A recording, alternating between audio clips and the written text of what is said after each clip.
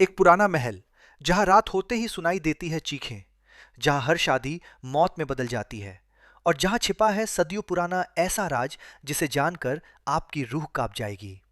तो दोस्तों, आज हम बात करने वाले हैं भूत बंगला की, जिसमें अक्षय कुमार और डायरेक्टर प्रियदर्शन ने फिर से मिलकर हॉरर और कॉमेडी का जबरदस्त मिश्रण पेश किया है।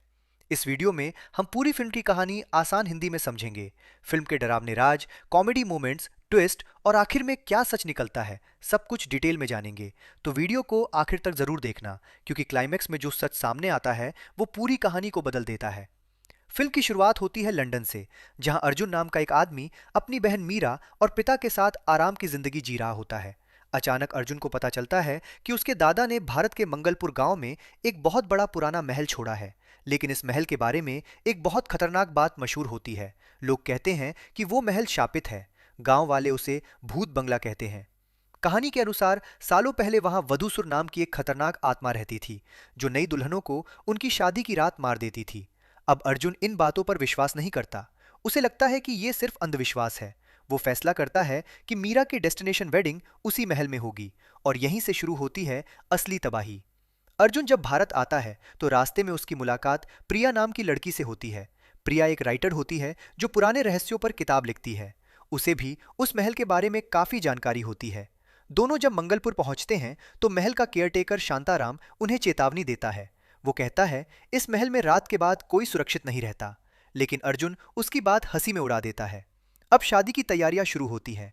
कॉमेडी के लिए एंट्री होती है जगदीश की, जो दिल्ली का ओवर कॉन्फिडेंट वेडिंग प्लानर होता है।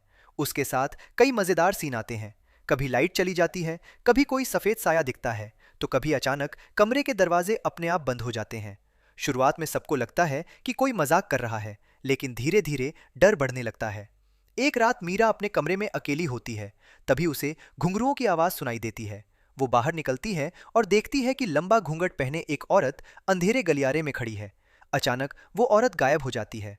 अगले दिन मीरा की हालत खराब हो जाती है। वो बार बार एक ही नाम बोलती रहती है, वधूसुर। अब अर्जुन को पहली बार महसूस होता है कि शायद सच में कुछ गड़बड़ है। इसी दौरान प्रिया महल के पुराने रिकॉर्ड खोजती है। उसे पता चलता है कि सालों पहले इस महल में एक राजकुमारी की शादी होने वाली थी, लेकिन शादी की रात दूल्हा रहस्यमयी तरीके से मर गया। इसके बाद महल में कई मौतें हुईं और तभी से यह माना जाने लगा कि वधूसुर की आत्मा आज भी वहां मौजूद है। अब फिल्म में हॉरर के साथ कॉमेडी का जबरदस्त मिश्रण देखने को मिलता है। राजपाल यादव और परेश रावल के किरदार कई मजेदार सीन देते हैं। एक सीन में सब लोग भूत पकड़ने निकलते हैं, लेकिन अंधेरे में खुद ही एक दूसरे को भूत समझकर डर जाते हैं। पूरा थिएटर हंसी से भर जाता है। लेकिन तभी अचानक असली डर सामने आता है। रात में पूरे महल की बिजली चली जाती है। दीवारों पर खून जैसे निशान दिखाई देते हैं और फिर महल के बीचों बीच एक पुराना दरवाजा अपने आप खुल जाता है। उस कमरे के अंदर सदियों पुरानी तस्वीरें होती हैं और उनमें से एक तस्वीर बिल्कुल मीरा जैसी दिखती है। यहीं से कहानी और ज्यादा रहस्यमयी हो जाती है। प्रिया धीरे धीरे सच्चाई समझने लगती है। असल में वधूसुर कोई साधारण भूत नहीं था। वो एक ऐसा इंसान था जिसे प्यार में धोखा मिला था। उसकी शादी टूट गई थी और बदले की आग में वो पागल हो गया। मरने के बाद उसकी आत्मा उसी महल में फंस गई और वो हर शादी को बर्बाद करने लगा। लेकिन सबसे बड़ा ट्विस्ट तब आता है जब पता चलता है कि महल में होने वाली कई घटनाओं के पीछे सिर्फ भूत नहीं, बल्कि एक इंसानी साजिश भी है। कुछ लोग महल के खजाने के लिए सबको डराना चाहते थे। अब अर्जुन को समझ नहीं आता कि असली खतरा भूत है या इंसान। शादी का दिन आ जाता है। पूरा महल सज जाता है, लेकिन वातावरण में अजीब डर बना रहता है। रात होते ही अचानक तेज आंधी शुरू हो जाती है। सारी लाइट्स बंद हो जाती हैं। मीरा अचानक गायब हो जाती है। अब अर्जुन और प्रिया उसे खोजने निकलते हैं। वहां उन्हें पता चलता है कि वधूसुर की आत्मा मीरा को अपनी अधूरी दुल्हन मानती है। अब पूरी फिल्म बेहद डरावनी हो जाती है। अंधेरे तहखाने में आवाजें गूंजती हैं, दीवारों से खून टपकता दिखाई देता है और अर्जुन का सामना आखिरकार वधूसुर से होता है। क्लाइमैक्स में अर्जुन डरने के बजाय वधूसुर की सच्चाई समझने की कोशिश करता है। उसे एहसास होता है कि ये आत्मा सिर्फ बदला नहीं चाहती, बल्कि उसे शांति चाहिए। प्रिया पुराने मंत्रों और इतिहास की मदद से एक तरीका ढूंढती है।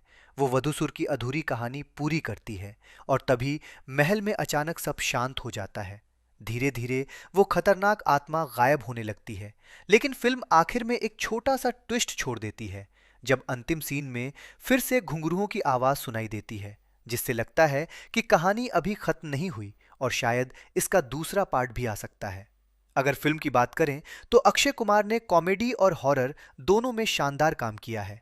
परेश रावल और राजपाल यादव की कॉमिक टाइमिंग फिल्म को और मजेदार बनाती है। फिल्म का माहौल काफी डरावना है। पुराना महल, अंधेरे गलियारे और बैकग्राउंड म्यूजिक आपको लगातार डर का एहसास कराते हैं।